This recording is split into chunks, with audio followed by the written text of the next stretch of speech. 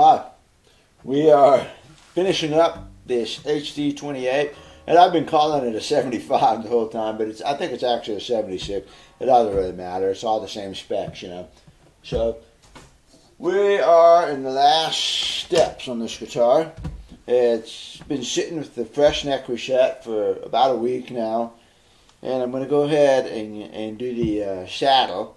It won't be it'll be the final saddle, but it might not be the final adjustment on the saddle. But I'm going to be gone for a couple of days. I'm going to a motorcycle race. I'm not racing this time, I'm watching it. So I thought I'd go ahead and do the saddle and let it sit, and then I'll do the final check next week sometime. Maybe make an adjustment or so. But anyway, we're moving down into the final stretch here. It's been strung up with a saddle that's approximately the height that I want. So the first thing I'm going to do is kind of look over the guitar and see what it looks like. And I notice it's got a belly on it, which is typical of the HD28, of course. I've talked about that. The scalloping is so deep back here. And I took the scalloping up all the way to the X-brace to smooth out the top a little bit. And it's not bad, you know. I mean, it's got a hump in it, but it's not.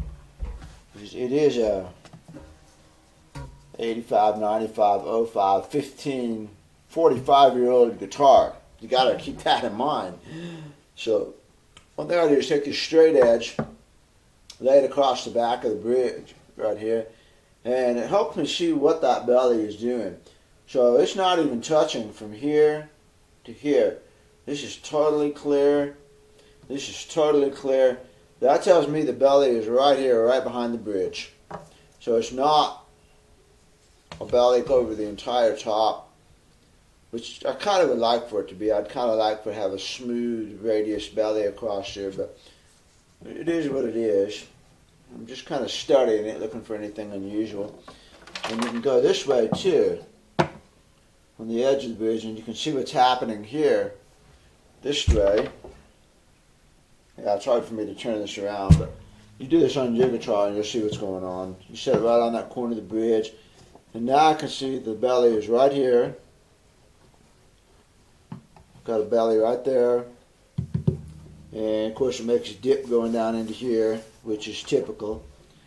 A lot of people think that a neck reset is a problem with the neck, because you know it is a neck reset, so it must be a problem with the neck. It really is not.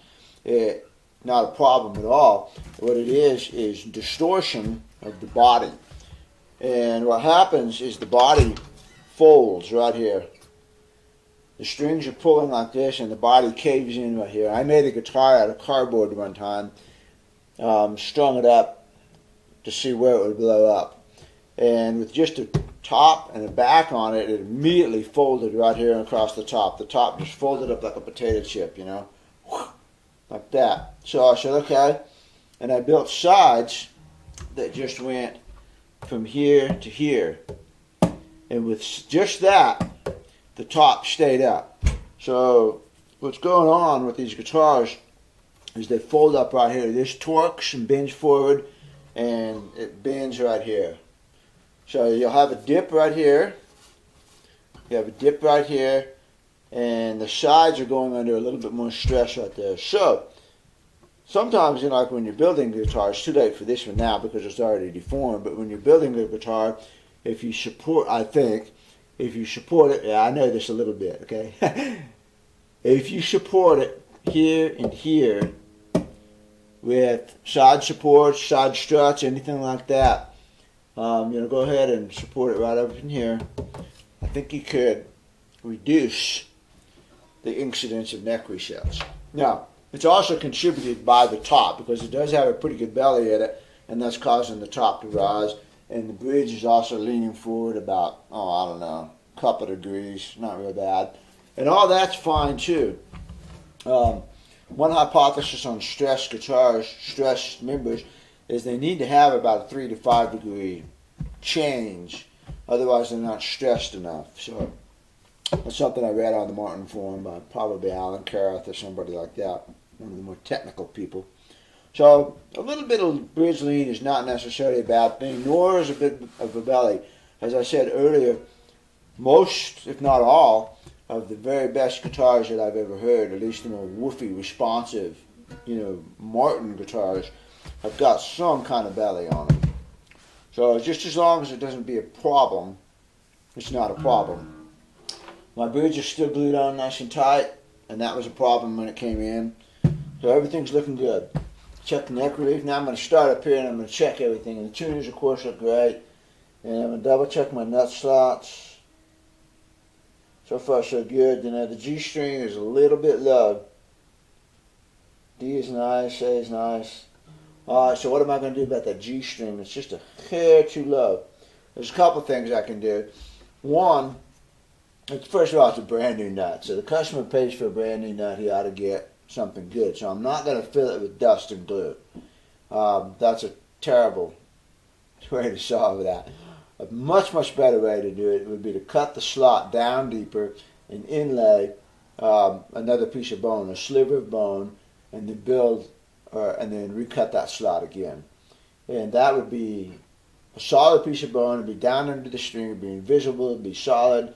It's not going to flake off like a super glue does. The other way I could do this is to put some super glue on the nut seat and build it up a little bit right there. And that's not a bad thing to do anyways, because it makes that nut seat harder than the wood itself. You take thin super glue and you just keep running it in there and soak it in. It makes a little platform. That will generally raise the whole entire nut by 2-3 thousandths of an inch, which is all I need in this case. I just need a little tiny bit. It makes the nut seat harder due to the super glue soaking into the wood. I'll probably try that.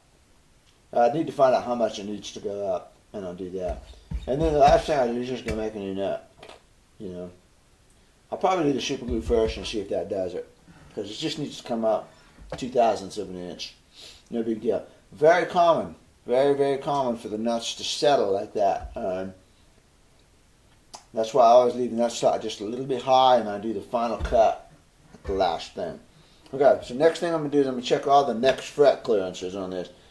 And to do that, I just fret it, and I tap. So I'm fretting on the 5th fret, and I'm tapping on the 6th, and boom, I got a high fret right there. Right away. And I can tell by looking at it that it is in fact a high fret. So, put my glasses back on.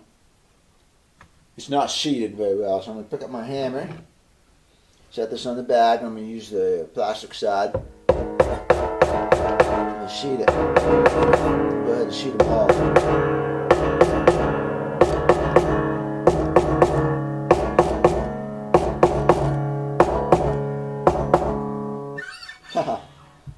Rings.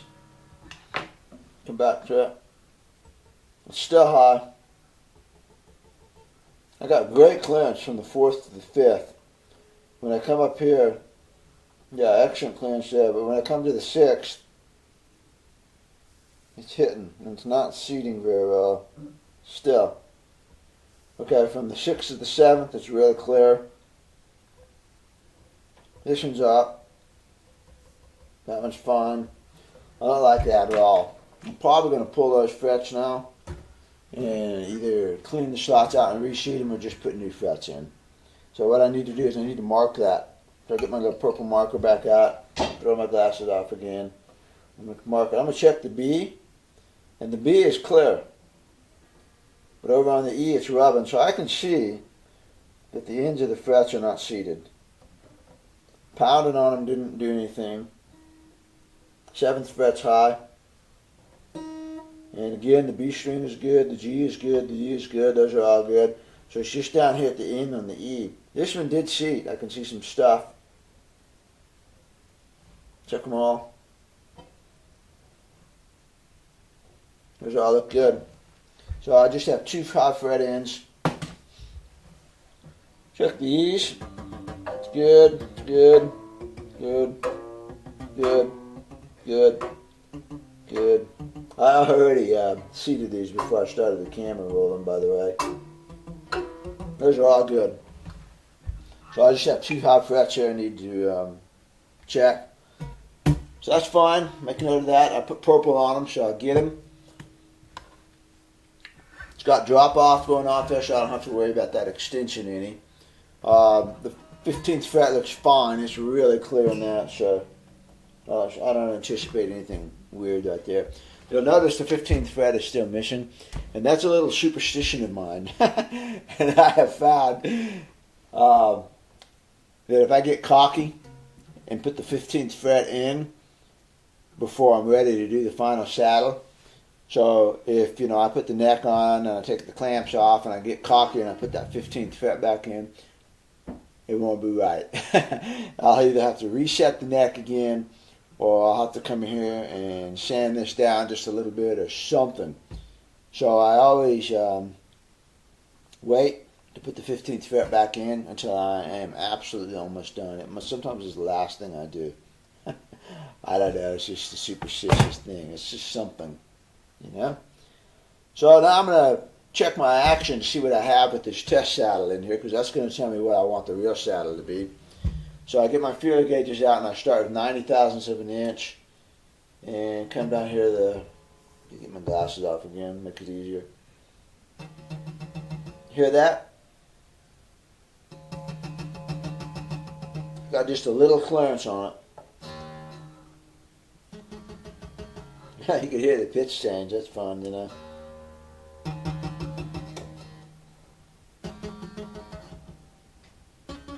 Okay. The E and the A look really good, but the D is high. It's still 92 thousandths roughly. That's over 90. The B is right at 90. And the E, little e is down. I'm going to guess 84. I'm going to do a 76 and 8. It gives me 84. The E might be alright. I'll call that about 78. It cleared just a little bit. Okay, so I got a chart here, and I do one of these for pretty much everybody. What I do is I put down the neck reset, how much I took off, and then I put my goal action right here. On this guitar, I want it to be 93, 90, 87, 84, 80, 77. Basically stair-stepping down in 3 or 4 thousandths of an inch, You can't be too particular about it, because the guitar top is actually going to change a little bit, with humidity and whatnot. But the main thing is that it steps down a fairly consistent amount. So I'm dropping down 3 to 4 thousandths of an inch in each one. Sometimes I go 93, 90, 87, and then I hold the 87 on the G, and I go 84 and 80. So I end up with just a little higher trebles. And I personally like that because I tend to play the trebles just a little bit harder. But this is a pure stair-step action here. And that's what we're going to do in this one. So my test in this, I like the 90, the 93, so I'm going to check that off. And I think the A was really about 92. I'm going to take it down just a hair because it was clicking. And the D was a 92. I'm going to write that down. The G was a 92. The B was about a 90. It had just a tiny little bit. And then the E, I think it was about a 78. And I want a 76 out of it, so that's good. I want a 77 out of it, so 78's fine for now. So I'm going to put a little note down here to change. How much am I going to change from the test saddle? And I'm not going to change anything there. I'm going to go from a 92 to a 90, 92 to a 90, so I just want about 4 thousandths of an inch off of the A. I want to go from 92 to 87, so that's 5 thousandths times 2 is 10 thousandths of an inch change.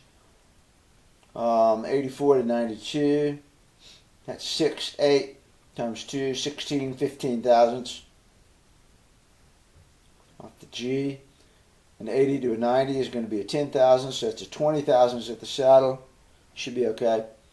And then 78, 72, 0, I'm going to put just 2 thousandths of an inch just to click. So there's what I have there. That's how much I'm going to drop each one. I got them in parentheses because that's a minus. Alright. I got my other little checklist down here. Make sure I do everything. It says check nut height, check all frets and next fret clearance, check the back braces, new strings, and play the guitar. That's stuff I always got to check off, make sure I did, in fact, check the back braces.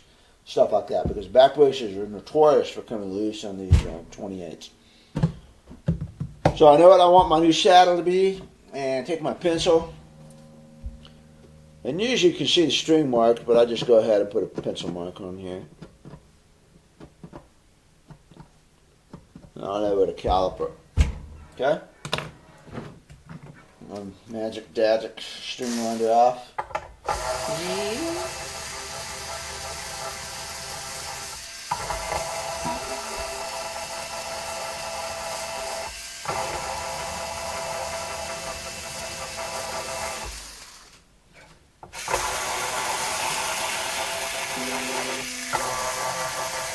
Yeah, you know, you hear comments sometimes. Oh, never take all the strings off a guitar because the neck will backbone, ruin the guitar, and blah, blah, blah, blah, blah, blah. How are you supposed to work on a guitar, you know, if you can't take the strings off? I mean, I have to take a neck reset, I got to make a new saddle, I got to take all the strings off. I mean, I have yet to have a guitar blow up from taking the strings off. Now, granted, if the strings are off for a week, yeah, it'll take the neck a couple days, whatever, you know, maybe to come back in. If it's a weak rubbery neck, it'll take a little while. There shouldn't be a weak rubbery neck in the first place. Nothing bad's going to happen by doing this. I take the strings and just coil them up like I already told you. I do the inner ones, the D and the G first, and then the A's and the B's, and just loop them around the tuners. And that way my E's are the first set to come off. Wrap them up, stick them around the headstock. Some people put a capo on the neck. You know, I don't like having the capo in the way. Now I'm going to pull my saddle out, get my fancy calipers out, turn them on, 0, okay, and the E, the little E, 289, it's 290. I'm going to drop it 2,007 inch, so I'm going to call it 288. Work my way down the saddle. And the B is funny because the B's got a lot of change in it here. 322. A lot of times I use my calculator just to be sure. You know, I can do it in my head, but 322 minus 20. Of course, it's 302. Let's just call it 300. No big deal. So I'm looking at this from 288 to 300. That's about right. It's usually about a 20,007 inch change. Rule of thumb, you know, nothing concrete. 335 minus 15, so that's going to be 320. See, it's 300 and then 320. 300 at the B and 320 to the G. I just told you it's about 20,007 inch. So, you know, that's nice. That's just kind of my little second check in my head. 334, 335 minus 10 be 325. It's a stuck. If that was, yeah, if the G and the D were the same, then these two measurements would in fact be pretty close right now. But I'm still stepping down on the G. 325 minus 4, we're going to call that 320.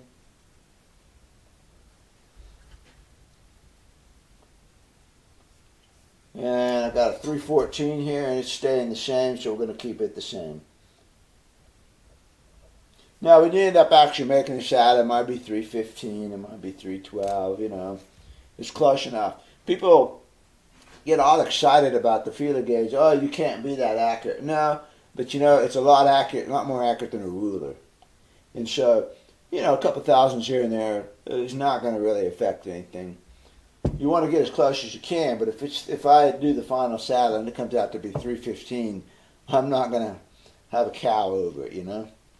It's going to be pretty close. The most important thing is that it does, in fact, stair step the way I want it to stair step. The other thing to do that I like to do, the saddle's a little bit loose in there. 91, 92, yeah. This is probably going to be about a 94 thousandths of an inch. And I'm just going to write that down. T equals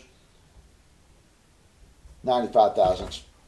That just gives me a rough guide when I'm making the new saddle, so I can, you know, caliper and see how I'm doing.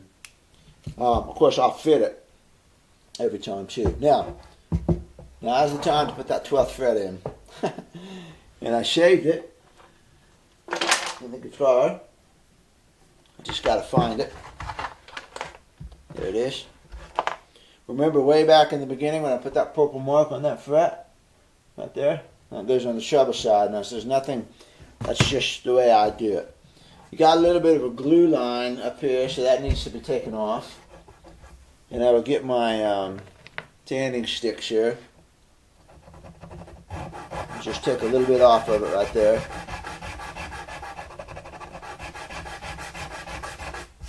Here's a little trick. This video is all about tricks and tips and things to make things easier. Stumac fret sock cleaner. Don't scratch the guitar top.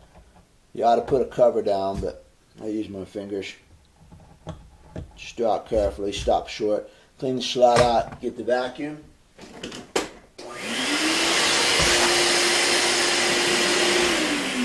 Do that. I shouldn't have done the vacuum yet.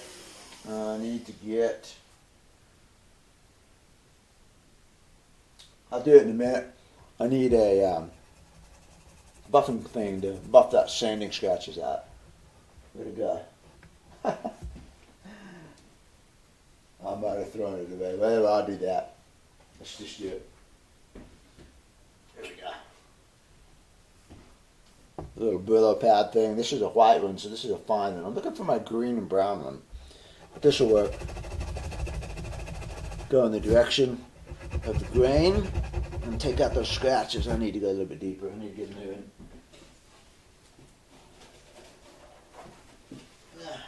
There's your purple. I don't want that big of one. I just want a little square.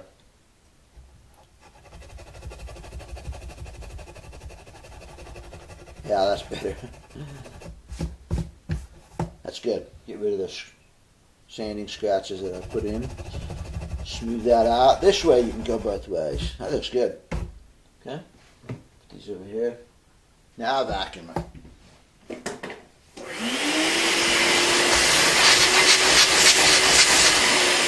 Good. Okay, now we got the holes in here from where we drilled it in. Taking the neck off. We need to fill those in with something. So there's a couple of ways you can do this, and the easiest way for me is just put a little extra glue in there. And the glue will be dark and we'll hide that. You got your fret right here that we took out. You need to bend it. Just get a little pair of pliers like this, no big deal. Grab it like that so the tang is down in the jaw. And just bend it a little bit with your thumb, with the pliers. You got to give it a little bit of curve so it'll seat in the slot correctly. You need to put, this is the really old-fashioned way of doing it before I had the fancy Stumac deal, which obviously you can't use on a piece this short. And you'd have to bend them by hand, and they end up a little kink, you know, they're not smooth. But for the purposes of the 15th fret here, it's okay. So I'm going to set it down there and take a look at it. Looks good. And I'm going to be able to hide that slot, or those little dots really easy. So, bottle hide glue.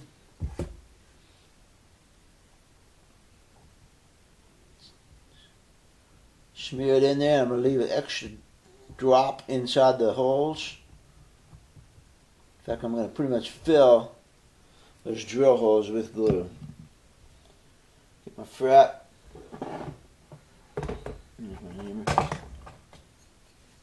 12th fret, there's the purple mark. And what I do is hold it with my fingers like this, and then use my fingers as a guide for putting it down. Start there. Tap it there.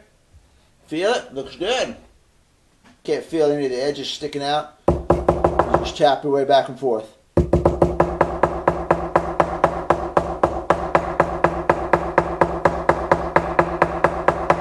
Okay? Damp cloth. And over to my ever-present water jug over there. Wipe the glue up. It's a good time to get that purple mark off of there. And just the friction from the paper towel will do it.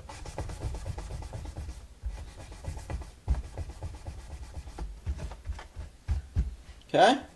It's nice. Now, I'm going to check it.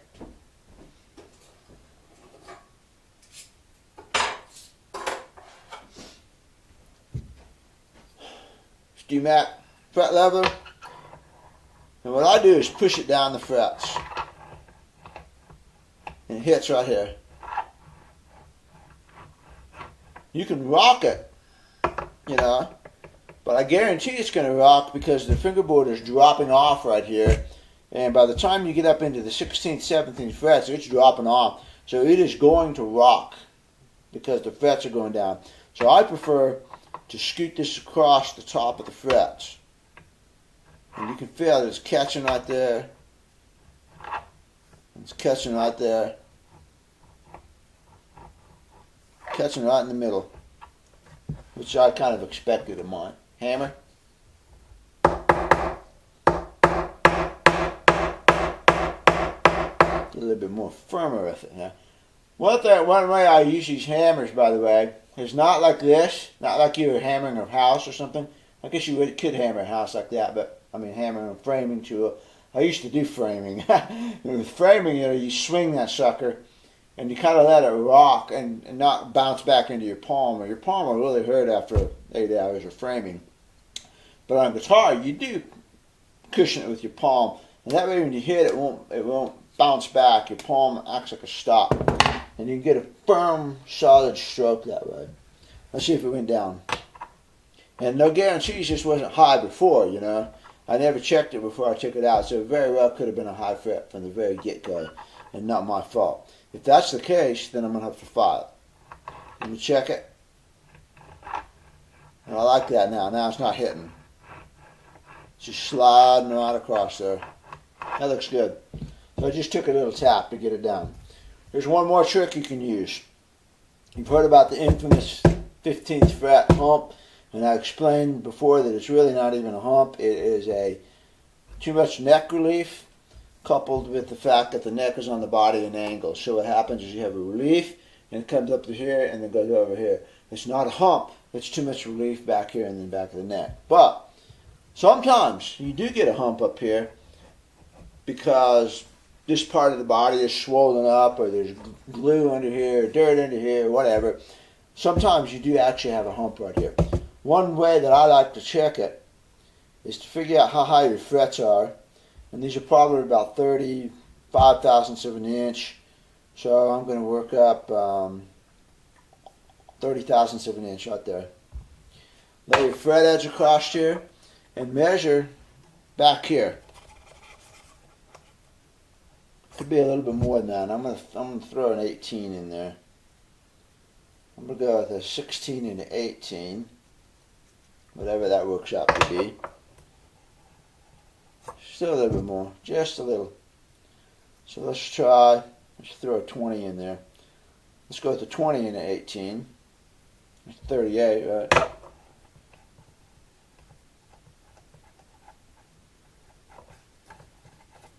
What I'm doing, I'm using the frets to hold the straight edge off, and I'm measuring underneath it.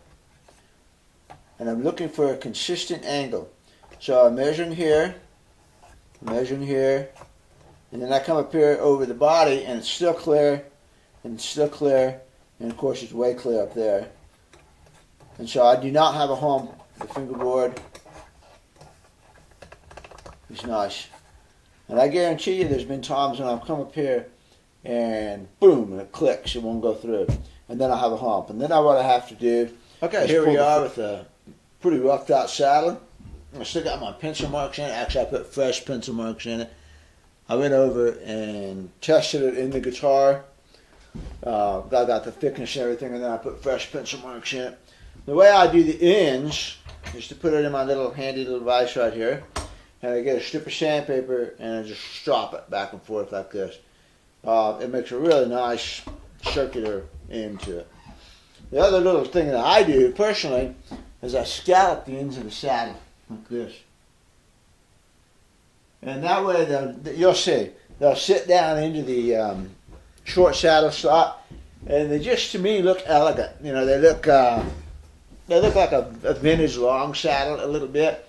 And I just like the way they look. And they also keep your hands from hitting on it. You know, you have the round edges that go like this. I do mine the other way. I scalp them down. So, okay, also, you know, I got a comment one time, and it made fun of the way that I say saddle. Evidently, I put a little bit of a slur into it, and the guy made fun of it and said, shaddle, son. You know, you're making fun of a speech impediment, dude, and that's just not very cool. So, I deleted the comment, you know, didn't put it, but I delete all the nasty comments on my page, so don't bother making nasty comments. The reason I had that speech impediment is probably because I have a hearing loss. You probably see my hearing aids in the pictures and stuff. I've had a hearing loss since I was about 5-6 years old, and it's the result of a stepfather abuse. Basically, gave me beat me up a lot, and I spent like a month in the hospital. Gave me a hearing loss. It's all I've ever known. You know, some people are like, "Well, how do you play guitar with a hearing loss?" Well, you know, you do what you do. I mean, there's obviously things that I miss. But there's things that you miss too, because you're not a dolphin, you know, you're not a bat. There's things that you miss. Everybody just does what they do. And it's amazing, of course, you should study how your brain actually processes sound, because you have ears, but it's useless until it gets to your brain. And your brain is the one that processes this thing. And this is a fascinating thing that I didn't know until I started reading on it. And, you know, if you go to a piano and hit the low bass note, you actually physically cannot hear that note. What happens is your ears pick up the upper partials, the upper harmonics, and your brain fills in the rest of it based upon the mathematical progression of those upper harmonics. And so I'm positive that I personally have developed a lot of that over the years. And the other thing that I'm also very positive about is that you pick up a lot of information from the tactile. So you feel that guitar, you know, you guys have all done this, right? You take a tuning fork and hit it and put it on your tooth, and my God, it just rings throughout your whole body. Well, do you think you not pick up some from holding guitar in your hands? I mean, you got it under your arm, you got it against your ribs. So you pick up all that. The other thing I learned, this is getting way off topic, but the other thing I learned is, like, as a wildlife biologist, I specialize in raptors, hawks, eagles, owls, all that kind of thing. You know how owls have that facial disc that channels sound, and a lot of people thought it goes to their ear, but it actually absorbs through the bones on their face, and they actually absorb a lot of sound right through the facial bones and not through the ears.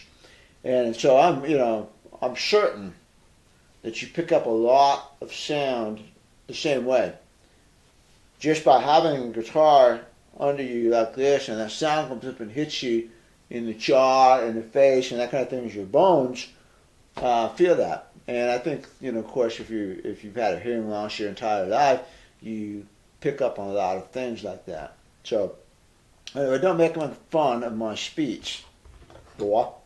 I'll see you in a guitar contest sometime. Anyway, okay, so here's the saddle. So I'm going to take my specifications, 288, and I'm going to see what I got over here. And I've got it's a ring off. Camera's still on. 288, look at that. I got 290, I'm pretty close. 300, I got 311, I need to go 10 thousandths of an inch there. 326, I need to go down 6. 339, I need to go down about 10. 320, if I got 340, I need to go down 20. And 330, I need to go 15. So I'm kind of all over the map here. Sometimes when it's just straight 10 thousandths, it's a lot easier. So let me check this again. 288. I got to go 2 thousandths of an inch, not much. 10 and 10. I got to go 2, 10, and 10. So I'm going to put this in here and get the file that's under here. It's just normal little hardware store file. And again, it's just something I've used for years and years and years, and I know how this tool works. So I'm going to come over here and I'm going to go a couple strokes. 10. Hit the end of that just a little bit. Let's check it. 288. Ah, look at that. Nailed it. I love it when that happens. 300, I'm on 305. And 322. That's just a little more.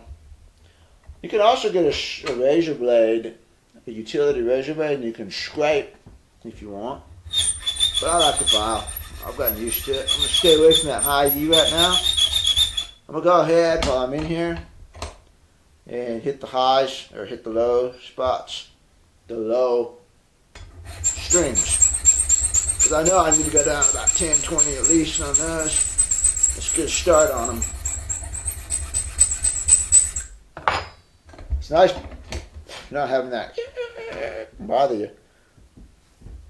325, 330, 330. It's still going to go down some more. I didn't overdo it there. Yeah, that's good. Okay, let's go back over to here. 320. Perfect. And 303, which frankly I'm going to leave it alone because remember I cut a little too much anyways. Yeah. Okay. Okay, so now let's work on this side. 330. I got to drop about 5 thousandths. Got to drop 10 thousandths. And I got to drop 10 thousandths. 10, 10, 5. Clamp it. So I'm going to do most of my strokes over here. Just hit that and get away from it. Let's see.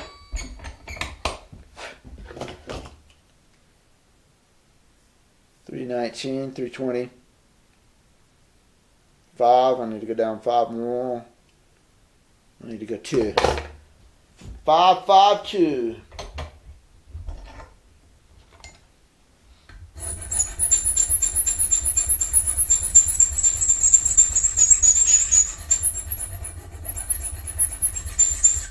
Pretty good. 314. Woohoo! 323. 325 and a half. 324, and I'm on a 20. That's going to raise it 2. I'm going to hit one more time on that A. That's why I like the fin file. Come in and hit that just right.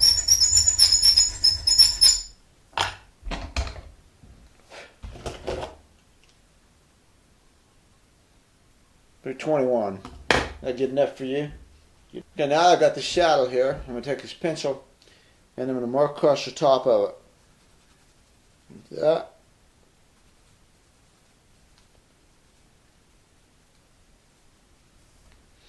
Do that. I need a sharper pencil now. Here we go. Now I'm going to draw a line between the B and the G right across the top here. So it looks like this. Here's my pencil score. You can see the line on there.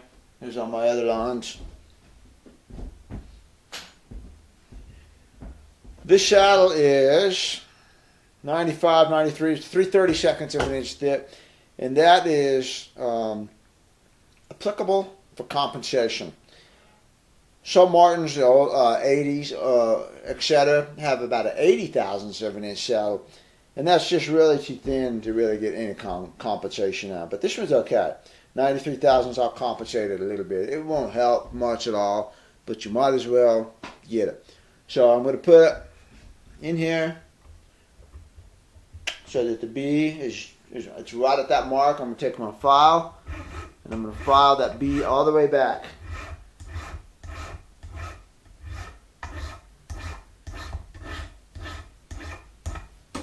I'm going to slide it over here, stick it about so the A and the E is sticking out basically, and I'm going to file the low E all the way back.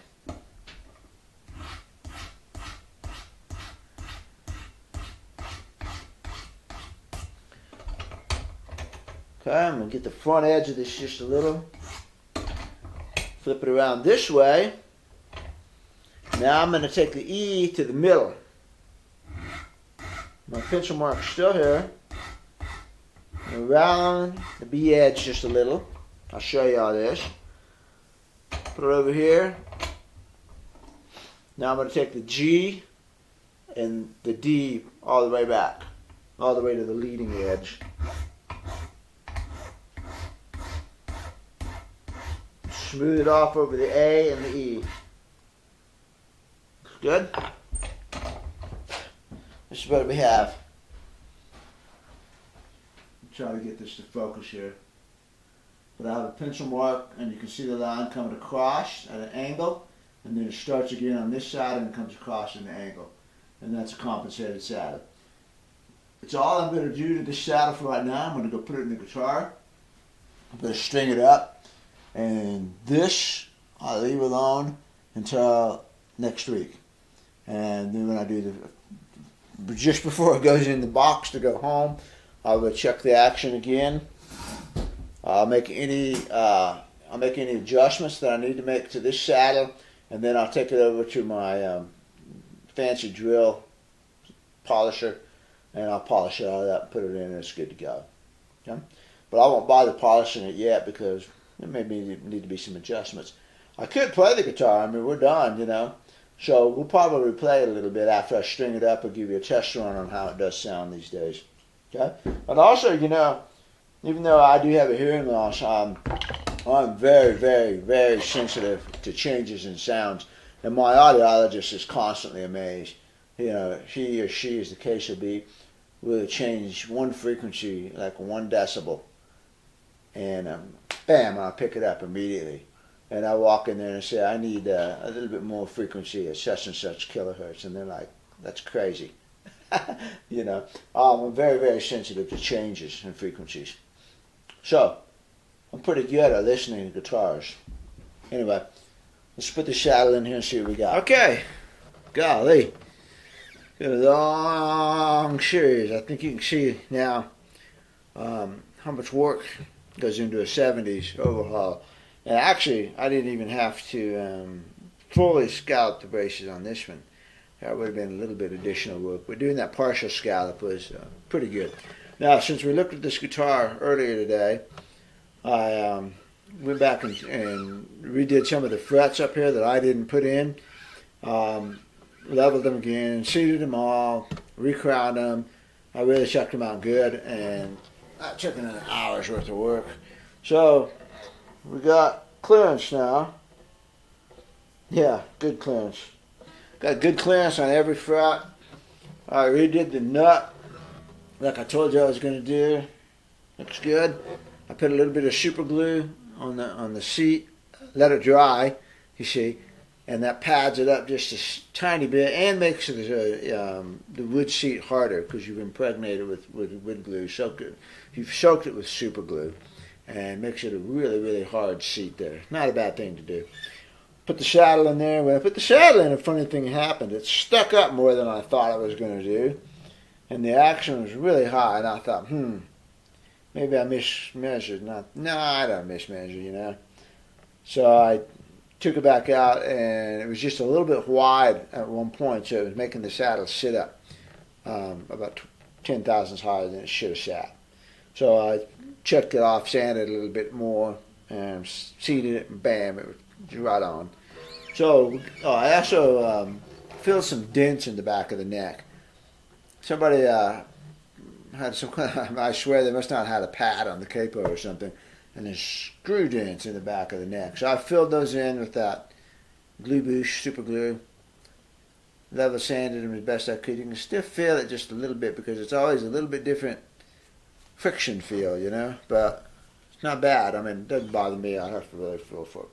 So we're going to try it out now. I got to get it in tune first of all. Let's see, is that all I did? I slotted the bridge too. So this is how it's going to be. All I'm going to do now is do the final action, polish the saddle, and then it should be good to go. So let's get in tune. Let's see if it is in tune. Not bad.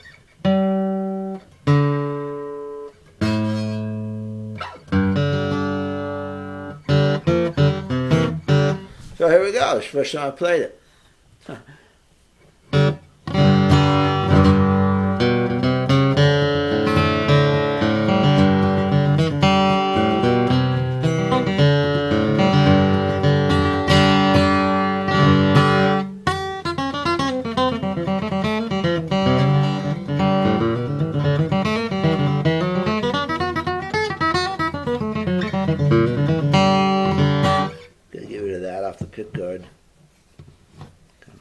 fingers stick. I gotta clean it up before I'm done too. So.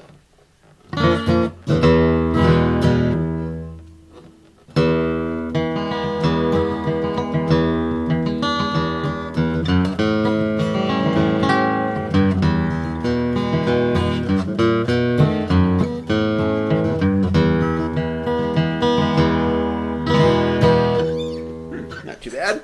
I'm back up just a little bit. Hitting my hand in it.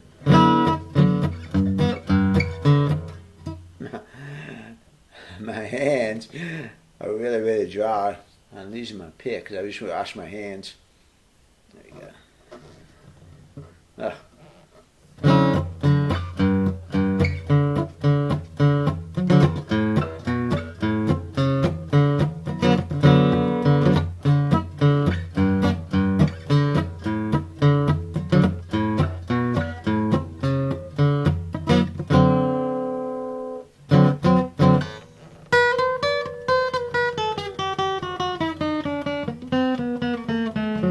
The action's going to go down just a little bit more.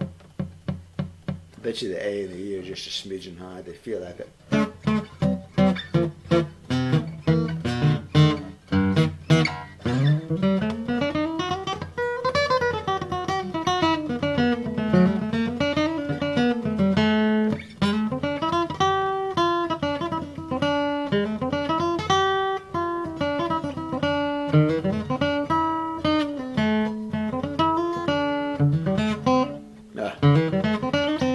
I figured you're really tired. Let's do something easier.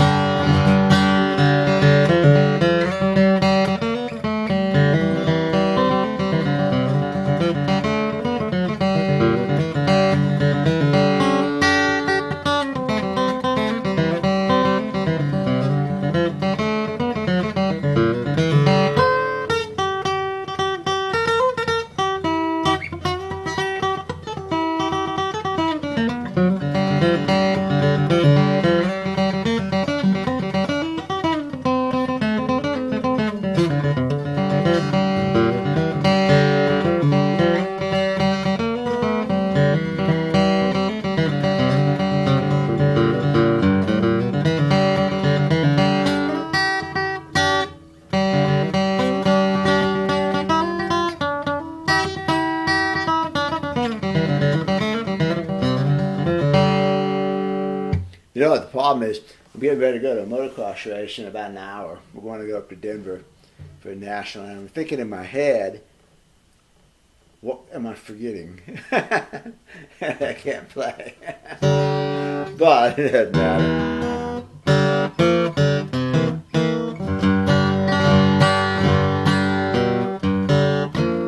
Guitar sounds good.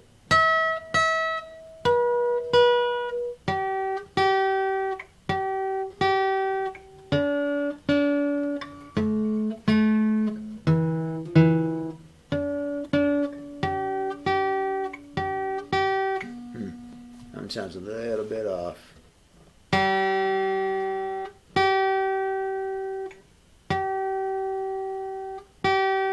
No? Pretty good. No. Yeah, that's good.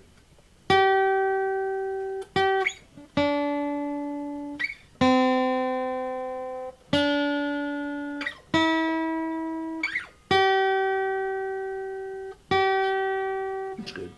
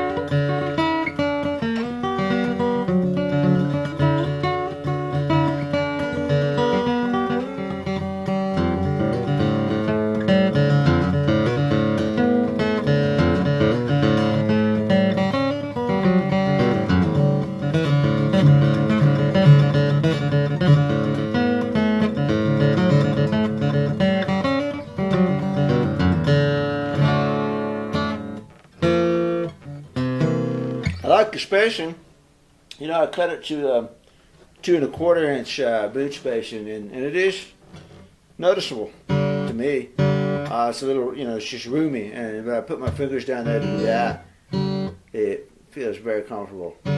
2 1/8 always feels just a little bit, tiny bit cramped. It takes me just a minute to get used to. That feels good.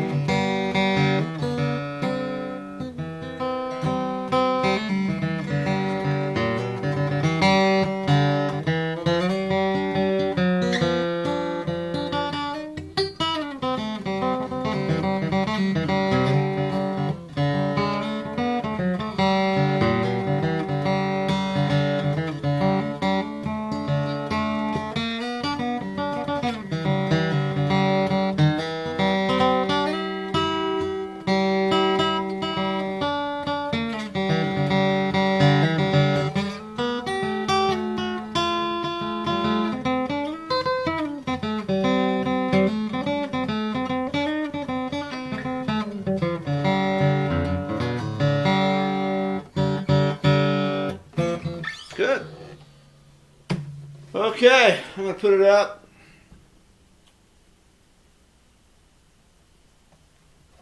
A lot of work.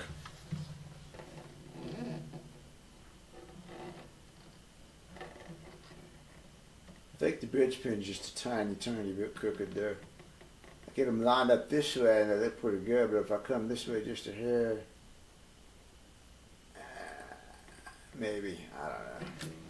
From the front they look good. Look pretty good. That was hard to do. That was hard doing those bridge pins. Because, you know, the drill bit just wanted to go that way. But I got the spacing good. That's what matters. This is pretty good. I wish this would have come out just a little bit better on the scar, but that's the way it goes sometimes. And it's kind of an average job. That the wood got dark unexpectedly, and you never know what it's going to do. You never know if it's going to go dark or stay clear, clean, or whatever. It looks like a scrape, you know, so that's not too terrible. I might work on that a little bit more. I don't know. I might polish it up. I might see what I can do. But guitar plays in tune now, which is important because you can see, golly, that's almost a 1/4 of an inch too far forward. And the bridge was on crooked in the wrong direction, so that made it even worse. So structurally, everything is great. You know.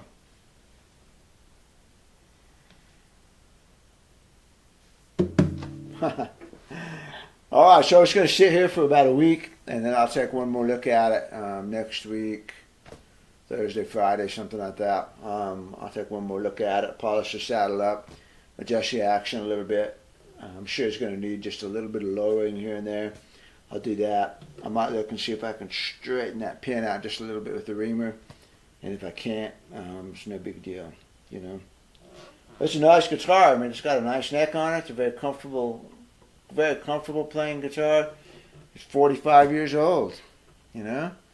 You know, I told you what I like to do in that is I like to flip the numbers. So if you had a 1937 D28, 1937 plus 45 years old, 1982.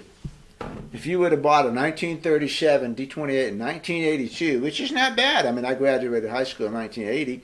I graduated South Plains College with a degree in country bluegrass music in 1982. So if I would have had the foresight and the money, neither of which I had when I was 20 years old, yeah, something like that. If I would have bought a 1937 D28 then, it would have been this old. So, yeah, it's an old guitar. 45 years old. I'm older than that. I got more scars too. So, all right, there it is. I'm going to go put it in the case. I'm not going to look at it again for a week. Hopefully it won't blow up, and I'll get it back to its owner. Good stuff. Adios.